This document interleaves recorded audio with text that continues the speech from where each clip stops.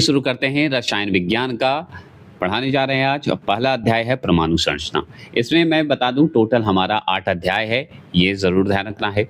और ये exam BPSC के लिए, जिनका केमिस्ट्री है स्पेशल उनके लिए, बिहार एसएससी के लिए, एनटीपीसी के लिए, सारे एग्ज़ाम के लिए बहुत इंपॉर्टेंट है। और मैं बता दूं 8 बजे जो चलता है हमेशा मॉक टेस्ट चलता है।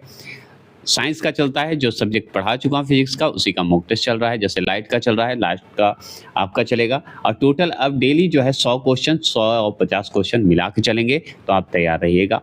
दूसरा बात बता दूं कि कोई भी एग्ज़ाम की तैयारी करते हैं तो सबसे पहले, और जो शुरुआत एकदम कर रहे हैं तैयारी का, उनके लिए मैं बता दूं कि जो है एनसीईआरटी बुक है उसे ज़रूर पढ़ें। उसके बाद मॉक टेस्ट दें या उसके बाद वन लाइनर पढ़ें। ये काम करके जाइए, आपका एग्ज़ाम क्रैक होगा, 100% होगा, 100% रिजल्ट आएगा, ये मैं वादा करता हूँ। ठीक है, तो चलिए हम शुरुआत करते हैं, हमारी परमाणु संरचना से शुरू करते हैं। तो पहला क्वेश्चन क्या है, सुनिए। पदार्थ का परमाणु सिद्धांत किसने प्रतिपादित किया था? तो पदार्थ का परमाणु सिद्धांत अगर पूछते कि किसने प्रतिपादित किया, तो हम बता देंगे डाल्टन ने किया था। किसने किया? डाल्टन जी किए थे। जॉन डाल्टन नाम है उनका। अब इसके बारे में हम जानकारी और लेते हैं और विशेष जानकारी की बातें करते हैं। तो वर्ष 1803 की बात करेंगे। कब करेंगे? 1803 की बात करेंगे। 1803 में ब्रिटिश रसायन शास्त्री जॉन डाल्टन ने परमाणु सिद्धांत प्रतिपादित किया था। क्या किया था? परमाणु सिद्धांत मतलब एटॉमिक थ्योरी दिया था, ये ध्यान रखना है। इस सिद्धांत के अनुसार क्या बात हुई थी? जॉन डाल्टन जो हैं, इस सिद्धांत के अनुसार क्या कहे, चलिए हम जानते हैं। संपूर्ण पदार्थ अत्यंत सूक्ष्म व अदृश्य कणों से निर्मित है, मतलब दिखता नहीं है, उस कणों से निर्मित है। इन सूक्ष्म कणों को परमाणु कहा जाता है। क्या कहा जाता है? परमाणु। मतलब सूक्ष्म है, एकदम छोटा, एकदम माइक्रो है ना, सूक्ष्म है माइक्रो। अदृश्य है, दिखता नहीं है, उसे देखने के लिए हम लोग को यंत्र की आवश्यकता पड़ती है। और इन सूक्ष्म कणों को ही परमाणु कहलाता है, परमाणु कहा जाता है।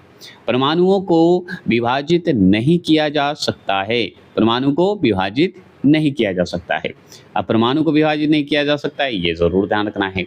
आगे है, परमाणुओं को न तो निर्मित किया जा सकता है और ना ही नष्ट किया जा सकता है। किसको? परमाणु को। आप जानते हैं, इससे पहले वाले चैप्टर हम जो अध्याय 9 पढ़े थे फिजिक्स का, उसमें नाभिकीय के बारे में पढ़े थे, नाभिकीय भौतिक के बारे में, है ना। तो दोनों अंतर है, ये परमाणु संरचना है, वह नाभिक है। ठीक है, चलिए ये समझ गए। परमाणु को न तो निर्मित किया जा सकता है और ना ही नष्ट किया जा सकता है। किसको नहीं किया जा सकता है? परमाणु को। और जानिए इसके बारे में, जितने तत्व हैं उतने प्रकार के परमाणु हैं। जितने आपको तत्व मिलेंगे उतने प्रकार के परमाणु आपको दिखेंगे। किसी एक तत्व के सभी परमाणु द्रव्यमान, आकार, रासायनिक गुणधर्मों की दृष्टि से समान होती है।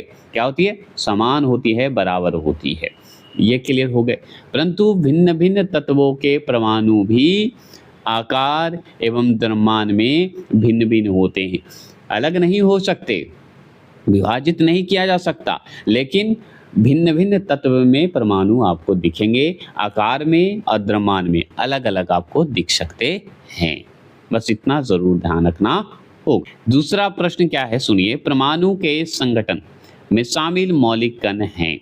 तो क्या है मौलिक कण? Option number C, protein, electron और न्यूट्रॉन है।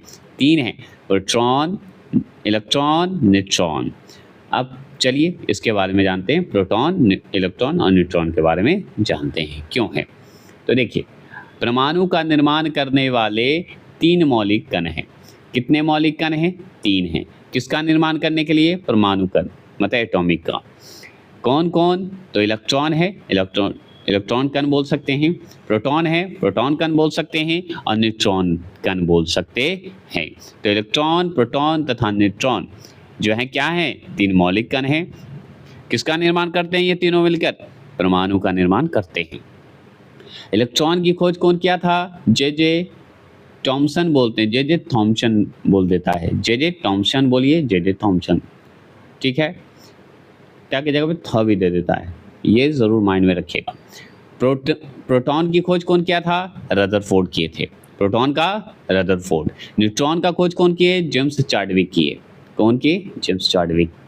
तो जेम्स चाडविक ने किए थे। अब सवाल तो आप जान गए। सवाल यही से पूछता है ना कि परमाणु का निर्माण कितने मौलिक से मिलकर बने थे? 3 मौलिक से मिलकर। कौन-कौन? तो इलेक्ट्रॉन, प्रोटॉन और न्यूट्रॉन। इलेक्ट्रॉन की खोज किसने की? जे थॉमसन कहिए। प्रोटॉन की खोज किसने किया? रदरफोर्ड ने। न्यूट्रॉन की खोज किसने किया? जेम्स चैडविक ने।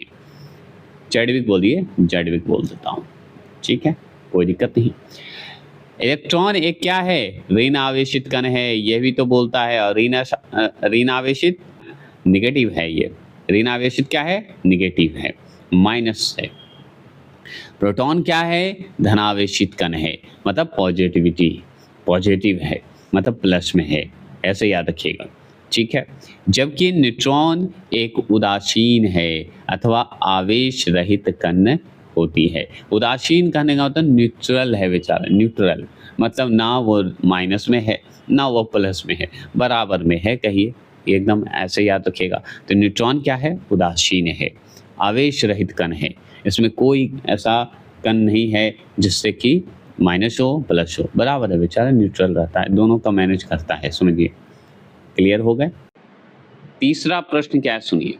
ऐसे परमाणु जिनमें प्रोटॉन की संख्या समान परंतु न्यूट्रॉन की संख्या भिन्न भिन्न रहती है, क्या कहलाती है? बताइए क्या कहलाती है? तो ये कहलाएगी समस्थानिक कहलाएगी, आइसोटोप कहलाएगी। आइसोटोप्स बोल दीजिए, एस लगाओ, आइसोटोप से। तो समस्थानिक होता है, समदाविक होता है, समव्यावी होता है और सम न्यूट्रॉनिक होता है। ये सब होते हैं जिसमें आपका क्या पूछा? प्रोटॉनों की संख्या समान परंतु न्यूट्रॉनों की संख्या भिन्न भिन्न। तो प्रोटॉन की संख्या समान लिखा रहे और न्यूट्रॉनों की संख्या भिन्न भिन्न लिखा रहे तो समझिए समस्थानिक की बात कर रहा है। इसी तरह सारा हम बताते चल जाएंगे क्योंकि 12 क्वेश्चन में इसी का चर्चा है और कुछ नहीं है। वे तत्व जिनमें परमाणु संख्या समान है, क्या है? परमाणु संख्या समान है, मतलब प्रोटॉन संख्या समान है। परमाणु संख्या समान लिख दे या प्रोटॉन संख्या समान लिखे क्वेश्चन में, ठीक है। किंतु द्रव्यमान संख्या अगर बोले भिन्न भिन्न है, मतलब अलग अलग है। अगर द्रव्यमान संख्या अलग अलग लिखा हो तो उसे हम समस्थानिक कहते हैं, समस्थानिक कहलाते हैं, मतलब आइसोटॉप्स कहलाएगा, ठीक है। क्या कहलाएगा? आइसोटॉप्स कहलाएगा। क्यों कहलाएगा? क्योंकि अगर परमाणु संख्या समान है लेकिन द्रव्यमान संख्या भिन्न है, अलग है, तो भाई आइसोटॉप होगा। समस्थानिकों के रासायनिक गुण समान परंतु भौतिक गुण भिन्न भिन्न होते हैं, इसमें भी याद रखिएगा। समस्थानिक में मतलब आइसोटॉप में क्या होता है? रासायनिक गुण समान होगा। हो सकता है कि परमाणु संख्या समान है, द्रव्यमान संख्या भिन्न भिन्न है, इसके जगह पे क्या कर दे कि रासायनिक गुण बोल दे समान हो और भौतिक गुण अलग अलग बोल दे, मतलब भिन्न भिन्न बोल दे, तो भी हम लगाएंगे आइसोटॉप्स, ठीक है। दोनों क्लियर मैंने कर दिया। चलिए चौथे प्रश्न की बात करते हैं। चौथा प्रश्न क्या है कि कैथोड किरणों में होता है, क्या होता है? कैथोड जो किरण आप पढ़े थे हमारे चैप्टर नंबर 9 में फिजिक्स का, वो हम आज केमिस्ट्री का पहला चैप्टर में पढ़ रहे हैं, कैथोड किरणों में। तो कैथोड के बारे में पढ़े थे लेकिन कैथोड का चर्चा नहीं किए थे, अब चर्चा करेंगे इसमें। तो कैथोड किरणों में क्या होते हैं? तो हम द्रव्यमान तथा आवेश दोनों होता है। तो आपसे पूछेगा कैथोड किरणों में क्या होते हैं? द्रव्यमान तथा या द्रव्यमान और आवेश दोनों होते हैं। किसमें होते हैं? कैथोड में होते हैं। ऐसे याद कर सकते, सिर्फ सुनिए, याद होने का मैं गारंटी लेता हूँ नलिन अकाडमी आपको याद करवाएगा। आपको किताब से ज़्यादा सुनिए और एग्जाम जाके दीजिए, आपको निश्चित है इतना बार सुनाऊंगा कि आपके कान को याद हो जाएगा। क्वेश्चन देखते हैं, टिक लगा के आइएगा। कान से सुनिए, आंखों से क्वेश्चन देखिए, याद हो जाएगा। कैथोड किरणों की बात करते हैं तो कैथोड किरणें परमाणु में पाए जाने वाले ऋण आवेशित कणों अर्थात इलेक्ट्रॉनों की धाराएं होती है। अब देखिए इसमें आपको क्वेश्चन कैसे पूछ सकता हो सकता है पूछ दे कि कैथोड किरणों में परमाणु में कैथोड किरणें जो हैं परमाणु में पाए जाते कैसे? तो ऋण आवेशित कणों में।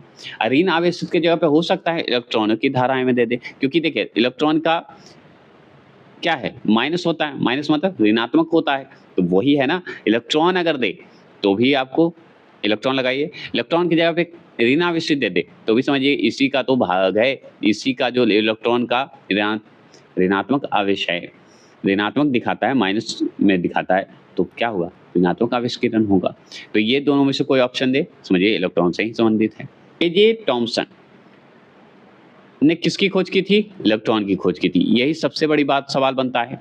अब चलिए जे थॉमसन ने कैथोड किरणों की सहायता से परमाणु में इलेक्ट्रॉनों की खोज की थी। मतलब सोचिए जे थॉमसन जो है इलेक्ट्रॉन की खोज की थी, लेकिन कैसे की थी ये हम अभी पढ़ेंगे। कैसे? तो कैथोड किरणों की सहायता से। किसके सहायता से? कैथोड किरणों की सहायता से परमाणु में, एटॉमिक में इलेक्ट्रॉन की संख्या, मतलब इलेक्ट्रॉन की खोज की थी। किसकी की थी? इलेक्ट्रॉन की खोज की थी। ये समझ गए। कौन किया था? जे थॉमसन ने।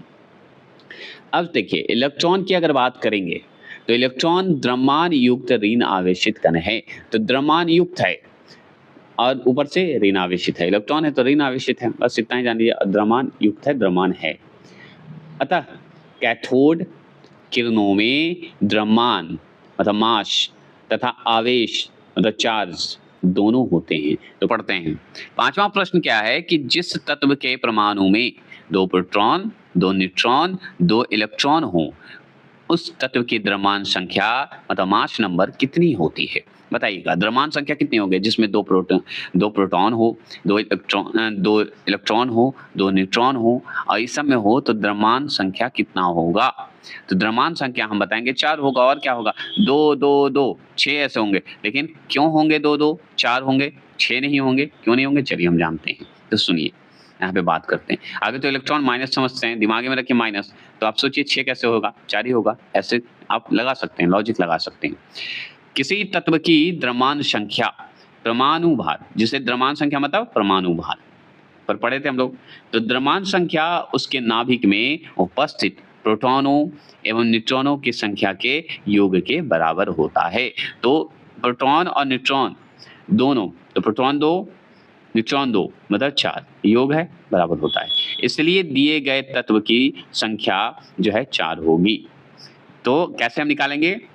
तो द्रव्यमान संख्या मतलब मास नंबर बराबर प्रोटॉनों की संख्या और न्यूट्रॉनों की संख्या, क्योंकि इलेक्ट्रॉनों की संख्या नहीं, क्योंकि माइनस में है। समझ गए? तो हम प्रोटॉनों की संख्या न्यूट्रॉनों की संख्या को जोड़ देंगे तो वही होगा नंबर, मास नंबर वही 4 हो जाएगा। इलेक्ट्रॉनों की संख्या माइनस है, इसलिए उसे हटा भी सकते हैं, हटा दिए मतलब। ठीक है, तो सूत्र याद किया, द्रव्यमान संख्या मास नंबर प्रोटॉनों की संख्या प्लस न्यूट्रॉनों की संख्या।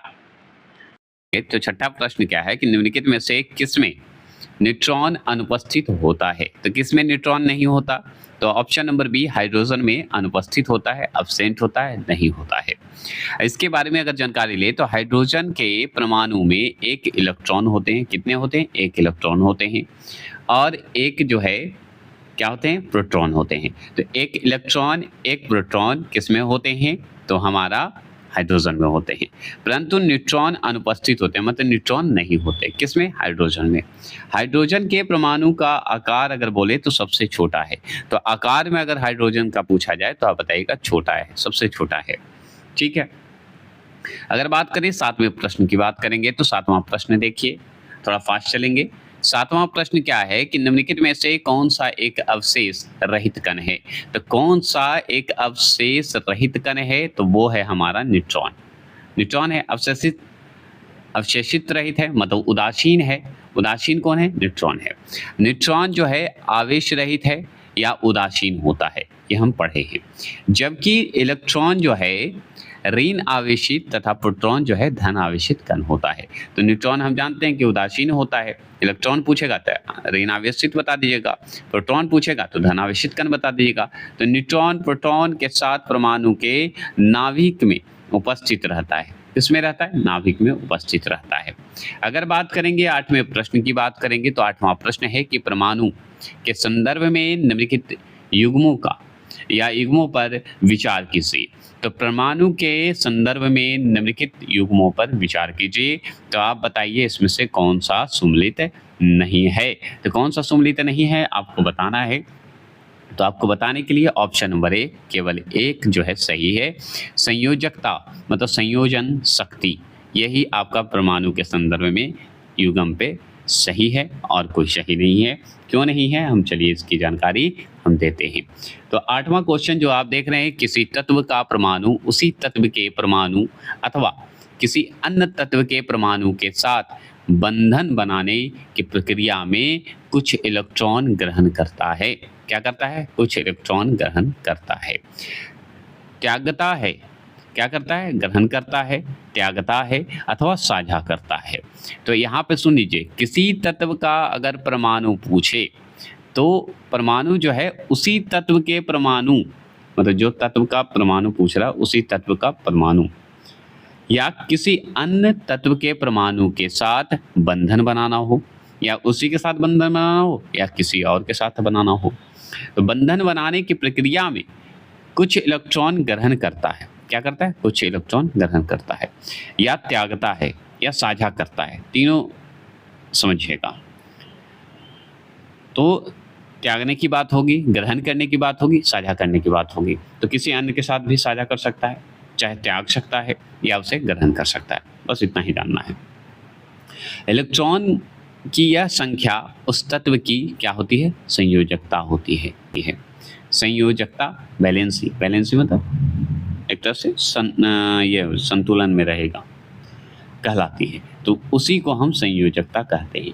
मतलब आप समझ जाइए कि एक परमाणु तत्व है और एक परमाणु तत्व के साथ वो अगर मान लीजिए साझा कर रहा है या त्याग रहा है, या अन्य परमाणु के साथ वो साझा कर रहा है या ग्रहण करने की बात हो रही है या त्यागने की बात हो रही है, तो उसी को तो कहेंगे संयोजकता। मतलब मिलकर आप बैलेंसिंग रूप से काम कर सकते हैं, है ना। यही सही था और सही नहीं है। क्यों? आगे चलिए।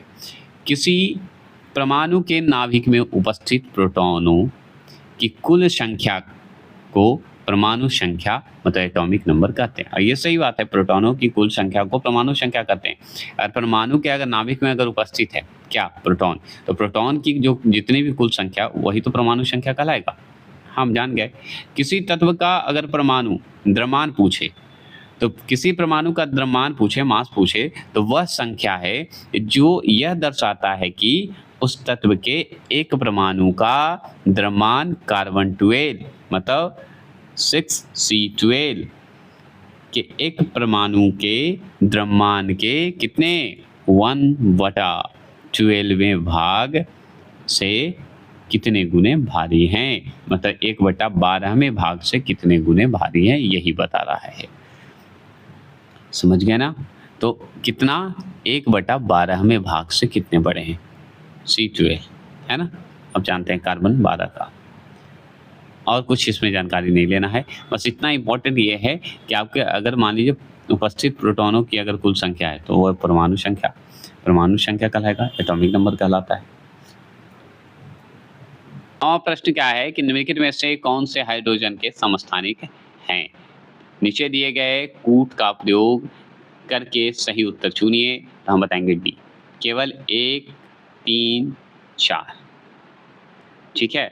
तो प्रोटियम, ड्यूटेरियम और ट्राइटियम 1, 3, 4 है। ठीक है, ये सही है। अब यहाँ पे सुन लीजिए। हाइड्रोजन परमाणु के 3 समस्थानिक हैं, आइसोटॉप्स हैं। कितने होते हैं? 3 होते हैं। किसके? हाइड्रोजन परमाणु के।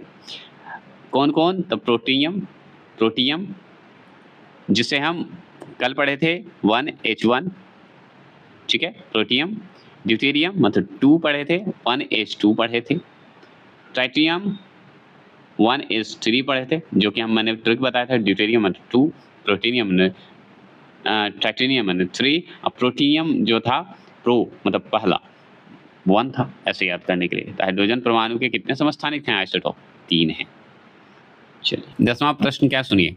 किसी तत्व की रासायनिक प्राकृतिक मतलब केमिकल नेचुरल निम्नलिखित में से किस पर निर्भर करती है? तो हम बताएंगे बी, संयोजी इलेक्ट्रॉन पर करती है। क्या करती है? संयोजी इलेक्ट्रॉन पर करती है। संयोजी इलेक्ट्रॉन पर करती है। तो सुनिए, किसी तत्व की रासायनिक प्राकृतिक उस तत्व के संयोजी इलेक्ट्रॉन पर निर्भर करती है। किसी तत्व का संयोजी इलेक्ट्रॉन उस तत्व के बाह्य कोश में उपस्थित इलेक्ट्रॉन होते हैं। बाह्य मतलब बाहरी, जो किसी अन्य तत्व के साथ अबंधन बनाने में सहायक होते हैं। तो किसी तत्व की रासायनिक अगर प्राकृतिक पूछे तो उस तत्व के संयोजी इलेक्ट्रॉन पर निर्भर करेगा। अगर मान लीजिए रासायनिक प्राकृतिक रासायनिक केमिकल नेचुरल बोलते हैं, नेचर की बात होगी, केमिकल नेचर, तो उसके साथ अगर उस तत्व का संयोजी किया जाए तो इलेक्ट्रॉन पर निर्भर रहेगा, संयोजी इलेक्ट्रॉन पर निर्भर रहेगा। और किसी तत्व का संयोजी इलेक्ट्रॉन जो है उस तत्व के बाह्य कोश में उपस्थित इलेक्ट्रॉन से होता है, बाहरी इलेक्ट्रॉन से आपका उपस्थित होना चाहिए, बाहरी कोश से, जो अन्य तत्व के साथ क्या करता है, बॉन्ड बनाता है, तो बॉन्ड बनाने में मदद करता है। 11वां प्रश्न क्या है सुनिए, रासायनिक अभिक्रियाओं के संदर्भ में निम्नलिखित कथनों पर विचार कीजिए। तो रासायनिक अभिक्रियाओं के संदर्भ में निम्नलिखित कथनों पर विचार कीजिए। उपरोक्त कथनों में कौन सा सही है? तो हम बताएंगे सी, 1 और 2 दोनों, 1 और 2 दोनों, मतलब 1 भी सही है, 2 भी सही है। रासायनिक अभिक्रिया के समय किसी एक तत्व का परमाणु दूसरे तत्व के परमाणु में नहीं बदलता, ठीक है। रासायनिक अभिक्रिया के समय किसी रासायनिक अभिक्रिया में परमाणुओं के आपसी अबंधनों मतलब बॉन्ड्स के टूटने एवं जुड़ने से नए पदार्थों का निर्माण होता है। ये सही बात है, टूटने या बॉन्ड को मान लीजिए अबंधनों को टूटने से या जुड़ने से एक नया पदार्थ बनेगा, उसी को कह सकते हैं, किससे? रासायनिक अभिक्रिया से। परमाणुओं में अगर मान टूटने की बात हो, जुड़ने की बात हो एक बॉन्ड के माध्यम से, तभी हो सकता है, ठीक है, कोई दिक्कत नहीं है। तो रासायनिक अभिक्रिया याद रखिए। चलिए 11वां प्रश्न सुनिए बढ़िया से डिटेल, कि रासायनिक अभिक्रिया के समय किसी एक तत्व का परमाणु दूसरे तत्व के परमाणु में नहीं बदलता है। एक तत्व का परमाणु दूसरे तत्व में नहीं बदलेगा रासायनिक अभिक्रिया के समय, ठीक है। इसमें न तो कोई परमाणु मिश्रण से बाहर जाता है और ना ही बाहर से मिश्रण में आता है। रासायनिक अभिक्रिया के समय बात हो रही है। वास्तव में किसी रासायनिक अभिक्रिया में परमाणुओं के आपसी बंधनों मतलब आपसी जो बॉन्ड है, बॉन्ड के टूटने या जुड़ने, आपसी में ही जो संबंध है कहिए टूट जाता है, तो एक नए पदार्थ का निर्माण होता है। 12वां प्रश्न क्या सुनिए, समस्थानिकों के अनुप्रयोग के संदर्भ में निम्नलिखित युग्मों पर विचार कीजिए। तो समस्थानिकों के अनुप्रयोग के संदर्भ में निम्नलिखित युग्मों पर विचार कीजिए। उपरोक्त में से बताइए, उपरोक्त युग्मों में से कौन सा सही है, मतलब कौन सा सही है? तो हम बताएंगे 1, 2, 3 सही है, मतलब यूरेनियम का समस्थानिक परमाणु भट्टी में ईंधन, ये सही है। दूसरा है अनुपात में है, कोबाल्ट का समस्थानिक अनुपात कैंसर का उपचार के लिए है, ऐसे याद रख सकते हैं, अनुपात मत बोल दीजिएगा, ये मजाक में बोल रहा हूँ मैं। 3, आयोडीन का समस्थानिक क्या है? घेंघा रोग का उपचार के लिए। तो यूरेनियम का समस्थानिक किसके लिए? परमाणु भट्टी में ईंधन के लिए प्रयोग किया जाता है ना। और कोबाल्ट का समस्थानिक किस लिए? कैंसर के उपचार के लिए उपयोग किया जाता है। आयोडीन का समस्थानिक घेंघा रोग का उपचार के लिए किया जाता है। अब इसका डिटेल हम चलते हैं, इसका डिटेल सुन लीजिए कि यूरेनियम के समस्थानिक का उपयोग परमाणु भट्टी में ईंधन के रूप में होता है, ये हम पढ़े। कोबाल्ट के समस्थानिक का उपयोग कैंसर के उपचार में, आयोडीन के समस्थानिक का उपयोग घेंघा रोग के उपचार में किया जाता है। बस इतना ही जान लीजिए। तो ये हो गया हमारे परमाणु संरचना का पहला अध्याय खत्म। दूसरा अध्याय हम चल जाएंगे, क्योंकि 8 ही अध्याय तो हम चाह रहे हैं कि 4 दिन में ये 8वां अध्याय आपका खत्म हो। तो चलिए मिलते हैं, जय हिंद, जय भारत।